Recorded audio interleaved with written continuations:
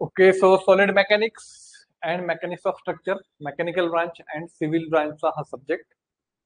सगळ्यात जास्त स्टुडंट्स या सब्जेक्टमध्ये फेल होतात. यामुळे नाही फेल होत की खूप हार्ड आहे, खूप डिफिकल्ट आहे. त्यामुळे फेल होतात की स्टडी कमी करतात किंवा प्रॅक्टिस जास्त करत नाही त्यामुळे. तर भरपूर स्टुडंट असे पण असतात जे सुरुवातीपासून प्रिपरेशन करतात, तर त्यांचा चांगल्या प्रकारे स्कोर होतो. आउट ऑफ 70, 55, 60 मार्क्स पर्यंत ते इझिली घेतात, ज्यांची प्रॅक्टिस जास्त असते. सो जर तुम्हाला टोटल 5 युनिट आहेत, ठीक आहे. त्यापैकी फर्स्ट युनिट जो असणार तो असणार सिम्पल ट्रेसेस अँड स्ट्रेन. तर 14 मार्क्सचं वेटेज असणार ह्या युनिटला. आणि मेकॅनिकल आणि सिव्हिल दोन्ही ब्रांचसाठी सिलेबस ऑलमोस्ट सेम आहे. फक्त सिव्हिलचं जे डिफिकल्टी लेवल आहे एक्झामची थोडीशी कमी असते, मेकॅनिकलची डिफिकल्टी लेवल थोडीशी जास्त असते. एवढा बेसिक डिफरन्स आहे. अँड आता यामध्ये सर्व न्यूमरिकल असतात 70 पैकी 70 मार्क्सचे. यामध्ये कोणताही थेरी क्वेश्चन येणार नाहीये. तर तुम्हाला पूर्णपणे न्यूमरिकल सॉल्व्ह करावं लागते. आणि न्यूमरिकल साठी प्रॅक्टिस असणं गरजेचं आहे. ज्यावेळेस तुमची प्रॅक्टिस असणार त्याच वेळेस तुम्ही यामध्ये चांगल्या प्रकारे स्कोअर करू शकतात. कारण यामध्ये भरपूर सारे फॉर्म्युलेज आहेत. सो भरपूर फॉर्म्युले असल्यामुळे ऍट ए टाइम लास्ट मोमेंटला सगळे फॉर्म्युले लक्षात राहत आहेत. सो त्यासाठी जास्त प्रॅक्टिस असेल तर तुम्ही यामध्ये चांगले मार्क्स मिळवू शकतात. आणि आतापर्यंत 2019 पॅटर्न जो एक्झाम असायची त्यामध्ये त्यांना एंड सेमला 4 युनिट असायचे. तर त्यापैकी 3 युनिट जरी चांगले केले तरी पण ठीकठाक पासिंग होत असायचे स्टुडंटचे. आणि यामध्ये आणखीन एक मेजर गोष्ट काय आहे की एका युनिटमध्ये 2च क्वेश्चन असणार तुम्हाला, एक 7 मार्कला, दुसरा 7 मार्कला. That's it. आणि ऑर मध्ये 2 असणार. सो टोटल तुम्हाला 10 क्वेश्चन सॉल्व्ह करायचे आहेत. 7 into 10 70 मार्क्स तुम्हाला असतील. आता यामध्ये जसं मी सांगितलं की लास्ट पॅटर्न जो त्यामध्ये 4 युनिट करायचे असायचे, तो 4 युनिट मध्ये असताना सुद्धा सगळे फॉर्म्युले ऍट अ टाइम लक्षात राहत नव्हते स्टुडंटचे. तर आता तुम्हाला ऍट अ टाइम 5 युनिट करायचे आहेत. सो त्यासाठी जर तुम्ही सुरुवातीपासून प्रिपरेशन केलं तर डेफिनेटली तुम्ही चांगला स्कोर करू शकताल. आणि तुम्ही जर लास्ट मोमेंटला प्रिपरेशन करायला घेतलं तर मग तुम्ही तुमच्या सिनियरला विचारून घ्या की काय हालत होते सॉलिड मेकॅनिक्स मध्ये. भरपूर सारे मुलं ह्या सब्जेक्ट क्रिटिकल पर्यंत येतात. बट याचा अर्थ मी वापस सांगतोय हा सब्जेक्ट खूप डिफिकल्ट आहे असं नाहीये. खूप इंटरेस्टिंग आहे, खूप इझी आहे जर तुम्ही त्यामध्ये थोडंसं इन्व्हॉल्व झाले तर. ठीक आहे. तर आपण सुरुवात करूयात. आता unit number 1 simple traces and strain. त्यामध्ये बेसिकली आपल्याला 4 टाईपचे न्यूमरिकल्स सॉल्व्ह करायचे आहेत. पहिला आहे इलॉंगेशन अँड डिफॉर्मेशन. त्यानंतर क्रॉस सेक्शन बार्स, यावर 100% क्वेश्चन असतो क्रॉस सेक्शन बार्सवर. त्यासोबत टेम्परेचर ट्रेसेस किंवा रेनफोर्स्ड कॉन्क्रीट, ह्या 2 पैकी एक क्वेश्चन येतो. सो असे तुम्हाला 2 क्वेश्चन असणार. क्वेश्चन 1 मध्ये, क्वेश्चन 2 मध्ये, ऑर मध्ये पण 2 क्वेश्चन असतात. तो आपल्याला क्वेश्चन 1 और क्वेश्चन 2 दोन पैकी एक क्वेश्चन सॉल्व्ह करायचा असतो. ठीक आहे. तर आता simple traces and strain. So trace म्हणजे काय असतो? ट्रेस आपल्याला पण कधी कधी ट्रेस येतो. ट्रेस मीन्स एखाद्या बॉडीवर ज्यावेळेस आपण लोड अप्लाय करतो त्याला म्हणतात stress. Load per unit area किंवा internal resistance force per unit area याला बोलतात ट्रेस. आता लोड जो आहे तो कशाने डिनोट करतात? तो डिनोट करतात पी ने, किंवा फोर्स जर असेल तर एफ ने डिनोट करतात. आणि एरिया जो आहे तो आहे ए ने. तर सिग्मा डिनोट करतात सिग्मा, स्ट्रेस डिनोट करतात सिग्माने. तर sigma is equal to P divide by A. P म्हणजे काय? लोड किंवा फोर्स. आणि ए म्हणजे एरिया. तर ते युनिट काय असणार? न्यूटन पर एम स्क्वेअर और मीटर स्क्वेअर, कसंही तुम्ही लिहू शकता. एरिया जो आहे तो मीटर स्क्वेअर मध्ये पण असू शकतो किंवा एम स्क्वेअर मध्ये पण असू शकतो. सो ट्रेस युनिट काय आहे? न्यूटन पर मीटर स्क्वेअर. हे झालं स्टँडर्ड युनिट, त्याला म्हणतात स्ट्रेस. त्यानंतर स्ट्रेन काय असतो? स्ट्रेन स्ट्रेन म्हणजे असतो change in dimension per unit original dimension.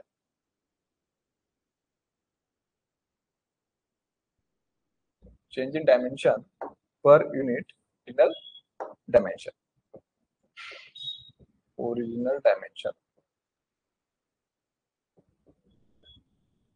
किंवा याला आपण डायरेक्टली पण जर लेंथ असेल डायमेन्शन तर change in length per unit original length असं सुद्धा बोलू शकतो. त्याचा जो फॉर्म्युला येईल e is equal to delta L म्हणजे change in length and original length म्हणजे एल. तर हा झाला तुमचा स्ट्रेनचा फॉर्म्युला. आणि स्ट्रेनला युनिट नसतं कारण की डेल्टा एल पण मीटर मध्ये एम एम मध्ये असतो आणि लेंथ सुद्धा मीटर मध्ये किंवा एम एम मध्ये असते. आता डेल्टा एल म्हणजे काय? तो डेल्टा एल ला बोलतात इलॉंगेशन, डिफॉर्मेशन, एक्सटेन्शन. सो असे वेगवेगळे नाव आहेत, त्याला काय म्हणतात डेल्टा एल. म्हणजे काय थोडक्यात, हा एखादा बार आहे तुमचा, ठीक आहे. याच्यावर जर आपण एक्सटर्नली आउटवर्ड साईडला फोर्स अप्लाय केला, स्ट्रेच केला, तर हा जो बार आहे याची काय होणार, साईज थोडीशी वाढणार. जी साईज वाढलेली आहे, जी साईड इन्क्रीज झाली त्याला काय बोलतात, इलॉंगेशन. तो थोडा एक्सटेंड झाला, एक्सटेन्शन झालं, तर इलॉंगेशन झालं. तर हा जो फोर्स आहे याला काय बोलतात, टेन्साईल. जो आउटसाइड असतो त्याला काय बोलतात, टेन्साईल फोर्स किंवा टेन्साईल लोड.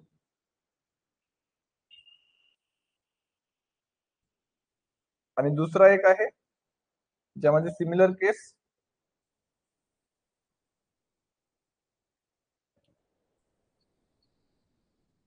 जर कॉम्प्रेशन फोर्स असेल, कॉम्प्रेसिव्ह, म्हणजे तो काय करतो, इनवर्ड अप्लाय करतो आतमध्ये, त्याला बोलतात कॉम्प्रेसिव्ह लोड.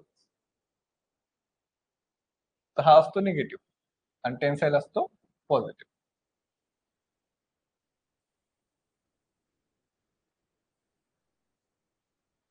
ठीक आहे. सो जर एखाद्या रॉडला दोन्ही साईडने जर आपण असं प्रेस केलं तर त्याची साईज काय होणार, डिफॉर्म होणार, कमी होणार. तर त्या केसमध्ये त्याला बोलतात डेल्टा एल. आयदर वाढणार किंवा आयदर कमी होणार, डिपेंड आपण कोणता लोड अप्लाय केलेला आहे. तर हा झाला ट्रेस स्ट्रेंथ. आता यामध्ये सगळ्यात इम्पॉर्टंट जे आहे ते म्हणजे असतं युनिट कन्व्हर्जन. तर युनिट कन्व्हर्जन जर तुम्हाला प्रॉपरली आले तर तुम्ही बऱ्यापैकी ह्या सब्जेक्टला टॅकल करू शकता.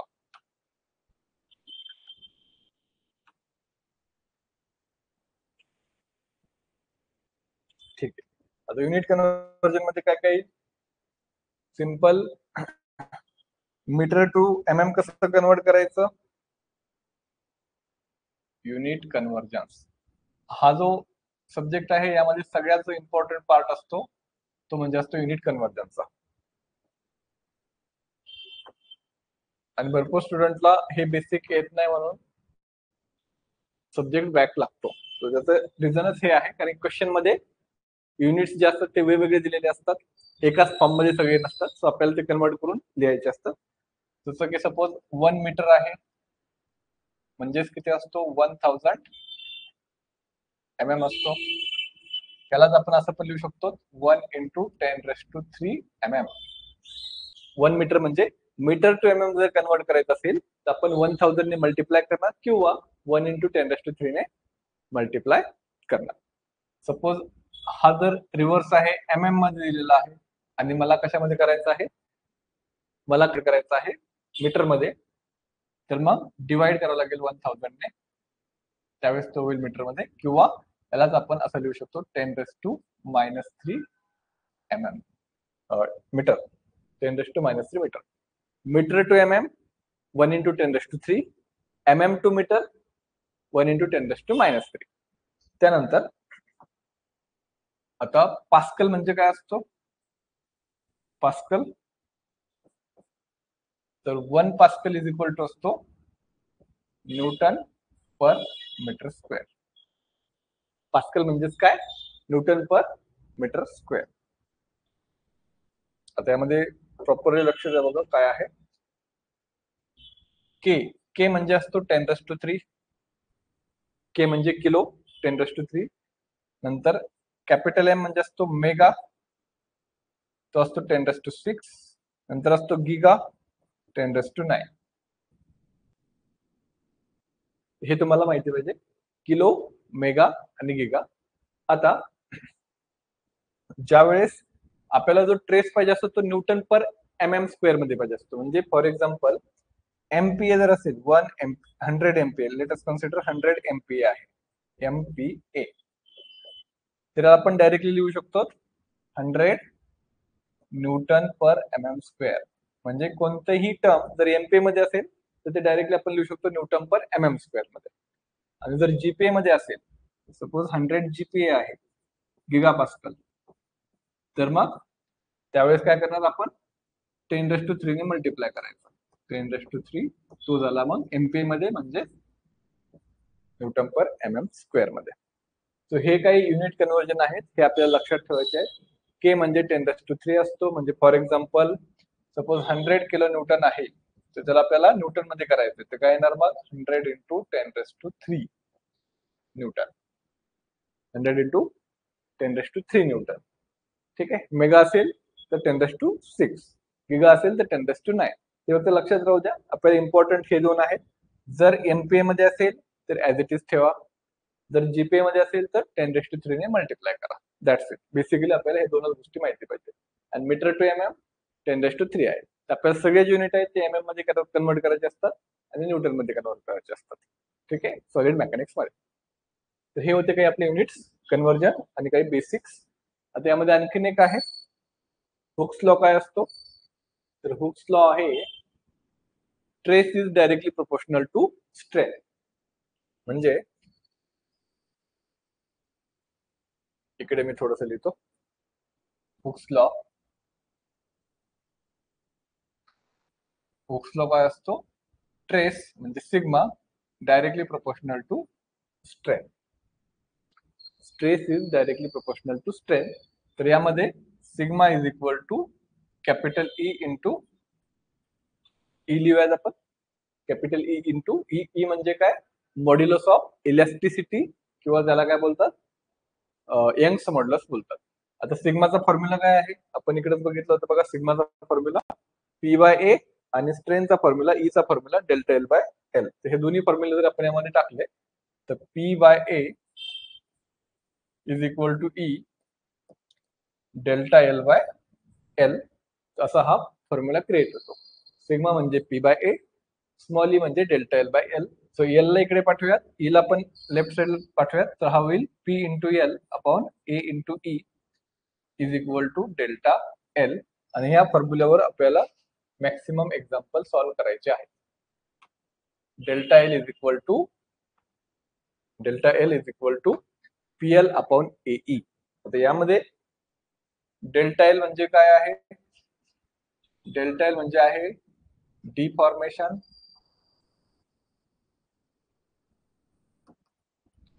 Extension, elongation.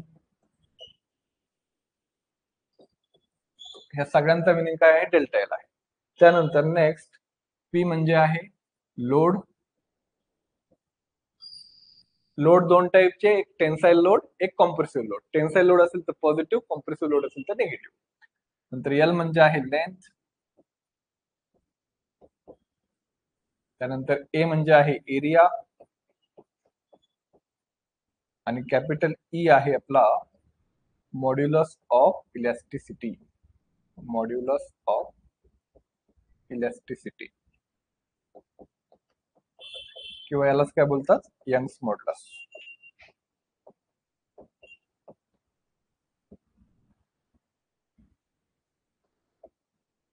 तर यावर आपल्याला मॅक्सिमम एक्झाम्पल सॉल्व्ह करायचे आहेत. ΔL is equal to PL upon AE. ΔL म्हणजे डिफॉर्मेशन, एक्सटेन्शन, इलॉंगेशन. यापैकी कोणताही वर्ड आला तर तो झाला ΔL. नंतर P म्हणजे लोड, L म्हणजे लेंथ आणि A म्हणजे एरिया, E म्हणजे मॉड्युलस ऑफ इलॅस्टिसिटी. सो आता आपण यावर एक्झाम्पल सॉल्व्ह करूयात की एक्झाम्पल कसं आहे. तर पहिलं एक्झाम्पल आहे बघा. A steel wire of length 500 mm. आपण आधी गिवन लिहूया तिथे.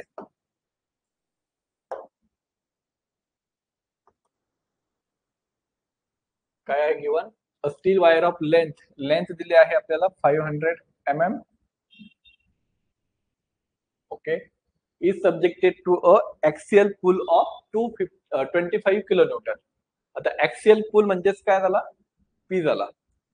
इथे आणखी लिहितो मी ऍक्सियल पुल म्हणजेच काय पी.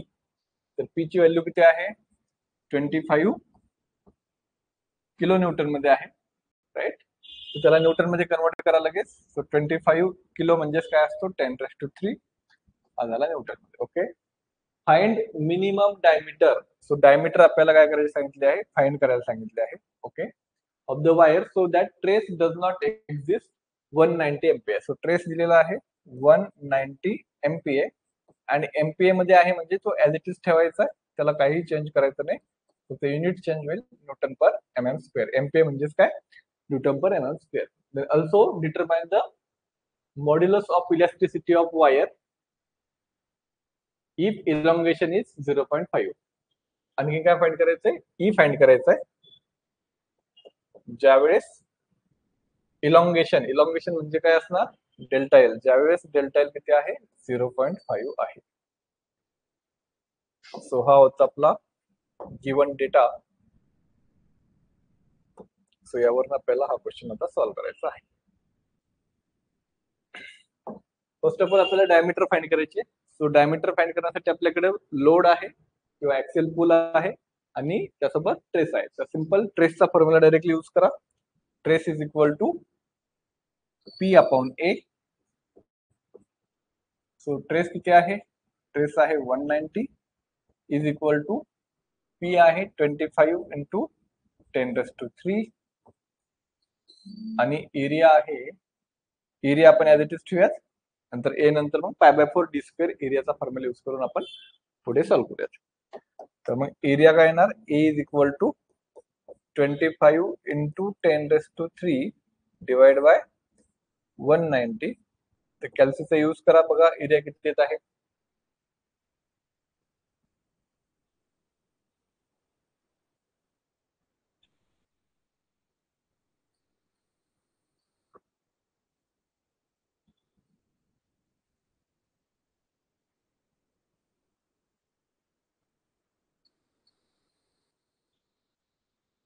एरिया किती आहे बघा,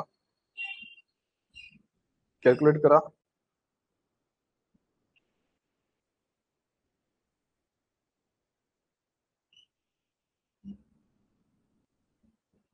किती यायला पाहिजे एरिया.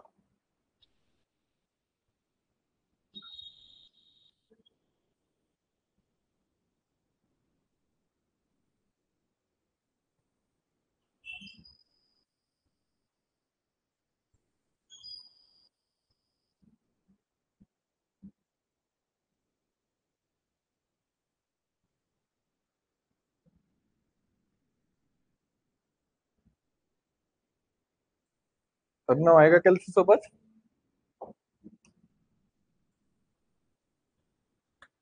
नंतर एरिया आल्यानंतर आपल्याला कोणता फॉर्म्युला यूज करावा लागेल, इथे π/4 d स्क्वेअर. π/4 इंटू d चा square is equal to area. तर एरिया यायला पाहिजे आता बघा, एरिया येईल आपला 131.57. 131.57. हा जर आपण फॉर्म्युला एरियाच्या ऐवजी जर पुट केला तर इथनं डायमीटर भेटेल. डायरेक्ट कॅल्सीचा यूज करू शकतात.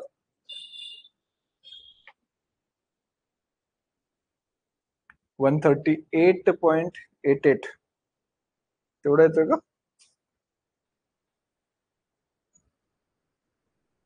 25,110 divide by 190.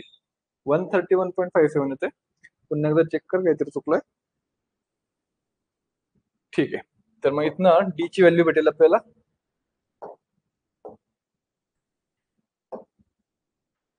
D square is equal to 131.57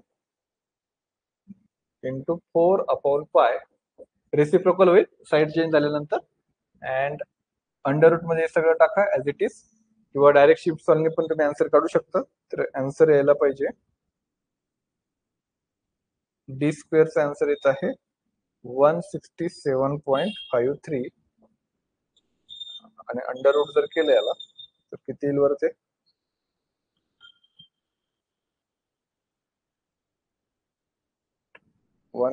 under root मध्ये 167.53 12.94 mm. युनिट काय येणार, mm मध्ये येणार. तर हा झाला काय, एरिया किती आला होता, एरिया आला होता 131.57 अँड डायमीटर आली होती 12.94. आता हा झाला आपला डी, पहिला क्वेश्चन सॉल्व्ह झाला हा. आता पहिले ई फाइंड करायचा आहे. डेल्टा एल दिलेला आहे तर फॉर्म्युला काय येणार मग, delta L is equal to PL upon AE. यामध्ये ई फाइंड करायचा आहे, त्या फॉर्म्युला आपण रिअरेंज करूया. PL upon A delta L. So E is equal to, P ची व्हॅल्यू आहे 25 इंटू 10⁻³ लेंथ आहे आपल्याकडं 500 mm डिवाइड एरिया आपण ऑलरेडी फाइंड केलेला आहे, that is 131.57 131.57 into delta L आहे 0.5. हे पूर्ण कॅल्सी मध्ये टाका ऍज इट इज, तुम्हाला फायनल आन्सर भेटून जाईल. 25 into 10⁻³ into 500 divide bracket 131.57 into 0.5.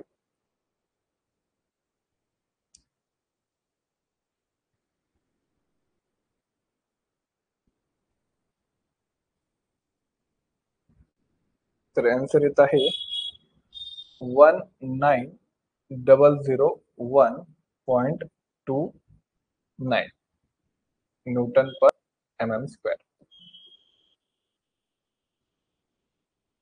तर हे झालं तुमचं फायनल आन्सर. त्यालाच एमपीए मध्ये करू, त्याला जर जीपीए मध्ये करायचं असेल तर 10⁻³ करा, म्हणजे 90.00129 जीपीए.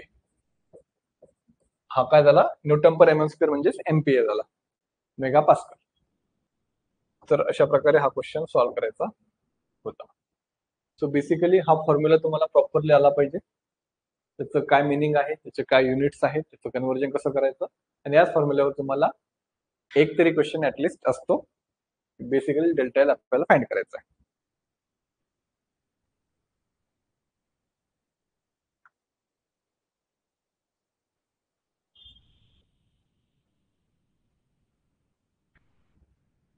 ठीक आहे.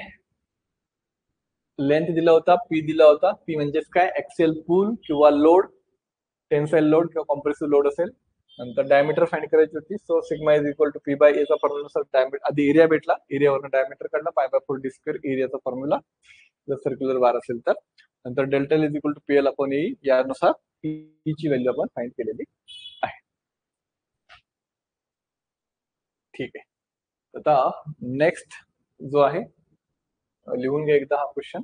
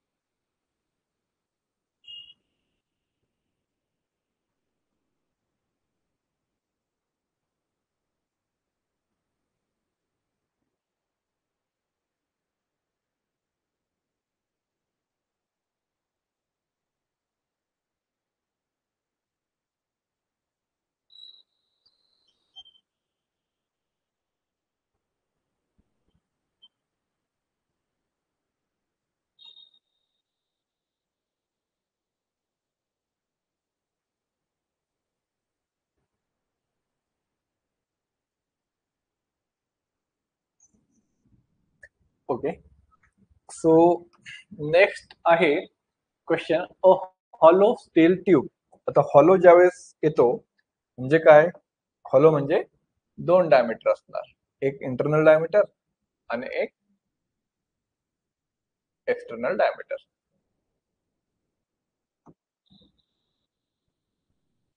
इंटरनल आणि एक्सटर्नल. तर आतमध्ये जी डायमीटर आहे ही झाली तुमची internal diameter, that is small D.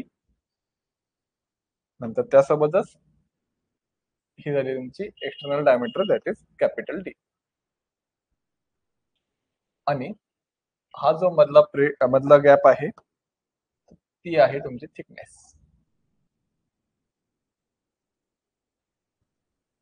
T. जर आता कॅपिटल डायमीटर डी फाइंड करायचं आहे मला, तर काय येणार मग, कॅपिटल डी काय येणार, हा T plus small diameter internal diameter D plus external diameter T, तर डी इज इक्वल टू काय येणार, स्मॉल डी प्लस 2t. हा आहे तुमचा फॉर्म्युला. ज्यावेळेस तुम्हाला इंटरनल डायमीटर आणि थिकनेस टी दिलेला असतो त्यावेळेस इंटरनल डायमीटर मध्ये 2 टाइम्स थिकनेस ऍड करायची, त्यावेळेस भेटतो एक्सटर्नल डायमीटर. कधी पण लक्षात ठेवा, इंटरनल डायमीटर पेक्षा एक्सटर्नल डायमीटर ही मोठी असते आणि एक्सटर्नल डायमीटर पेक्षा इंटरनल डायमीटर ही छोटी असते. ठीक आहे. आता ज्यावेळेस तुम्हाला एक्सटर्नल डायमीटर दिली आहे आणि इंटरनल डायमीटर विचारली आहे त्यावेळेस मग 2t काय करावं लागेल, लेफ्टला शिफ्ट करावं लागेल, तर D minus capital D minus 2t होईल, त्यावेळेस स्मॉल डी भेटेल. तर कोणताही एक फॉर्म्युला लक्षात ठेवायचा आहे. यामध्ये भरपूर स्टुडंटला कन्फ्युजन होतं, ते झालं नाही पाहिजे, त्यासाठी तुम्हाला बेसिक मी सांगितलं त्या ठिकाणी. ठीक आहे. आता आपण हे करूयात, गिवन लिहूयात. काय आहे given? Hollow steel tube inside diameter म्हणजे काय, small diameter, that is 100 mm. Okay.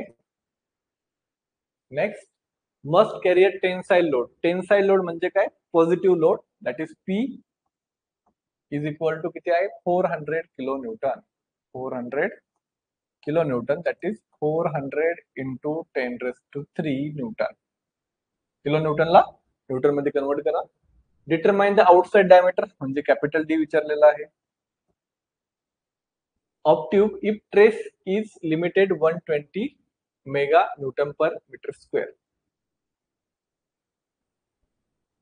Trace दिलेला आहे सिग्मा 120 मेगा न्यूटन पर मीटर स्क्वेअर, म्हणजेच तो आहे 120 न्यूटन पर mm स्क्वेअर.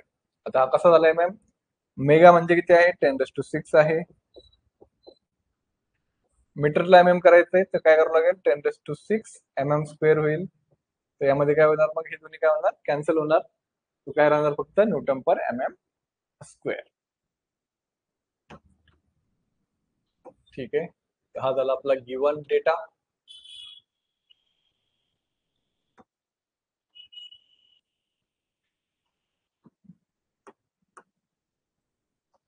ओके. आपल्याला काय विचारलेलं आहे, कॅपिटल डी विचारलेला आहे. म्हणजे फर्स्ट ऑफ ऑल आधी आपल्याला एरिया फाइंड करावं लागेल आणि एरियावरून काय करावं लागेल, मग डायमीटर फाइंड करावं लागेल. तर सिंपलचा फॉर्म्युला, स्ट्रेसचा formula, stress is equal to load per unit area. तर लोड किती आहे, लोड आहे ट्रेस आहे 120, पी आहे 400 into 10⁻³ divide area. So area is equal to येणार 400 इंटू 10⁻³ डिवाइड बाय 120. त्याचा आन्सर किती येईल बरं, बघा एरियाचा आन्सर किती येत आहे, 400 into 10⁻³ divide by 120. 400 into 10⁻³ divide by 120. So 33.33 हा झाला एरिया mm स्क्वेअर मध्ये. सो एरियाचा फॉर्म्युला काय येईल, आता हा हॉलो आहे म्हणजे π/4 capital D square minus small D square.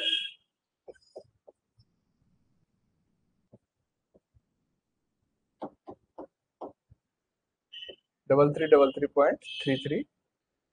तर π/4 ला राईट साइडला शिफ्ट करा, तिथे राहील capital D square minus small D किती आहे, 100 आहे. सो 100 चा square is equal to 3333.33 into 4 divide by pi. तर फायनली आपल्याला आन्सर भेटेल D square minus 100 square is equal to किती आन्सर येईल, इंटू 4 डिवाइड बाय पाय.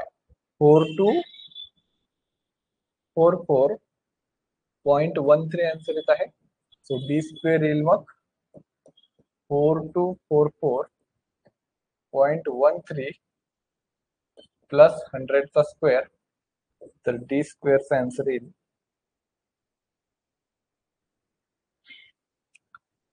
14,244.131 आणि आउटचा डायमीटर अंडर रूट मध्ये जर केलं आपण हे 14244.131 तर 119.34 mm हे झालं आपलं फायनल आन्सर. या कन्सेप्टची ते डायरेक्टली यूज झाला नाही, बट हा तुम्हाला माहिती पाहिजे. तर अशा प्रकारे हा होता आपला फर्स्ट लेक्चर, ज्यामध्ये आपण 2 एक्झाम्पल घेतलेले आहेत. नेक्स्ट लेक्चरला आपण आणखीन याचे काही एक्झाम्पल्स घेऊयात. 10% वाला आहे, त्यानंतर मग पुढे पण आहेत एक्झाम्पल्स. ठीक आहे.